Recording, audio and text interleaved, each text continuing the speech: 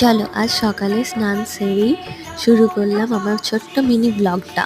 তাড়াতাড়ি রান্নার সমস্ত কাজকর্ম সেরে আজকে চলে গিয়েছিলাম মামার বাড়িতে একটু দেখা করতে।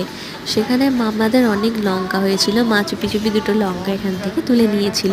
তারপর বিকেলে বারান্দায় বসে বসে আমরা আমাদের চা এনজয় করছিলাম। আর এখানে ছিল আজকে এখানে খাওয়া দাওয়া গণেশ পুজোর উপলক্ষে।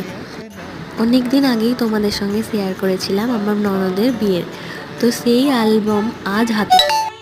সন্ধ্যা থেকেই প্রচণ্ড রকমের ভিড় হওয়া শুরু হয়ে গিয়েছিল। আমরা তাড়াতাড়ি রান্না বান্না সমস্ত কিছু সেরে বারান্দায় বসে বসে ওগুলো দেখতে থাকছিলাম। পুজোর এই 4-6টা দিন বেশ ভালোই কাটলো। বাড়ির সামনে একদম জমজম করছিল।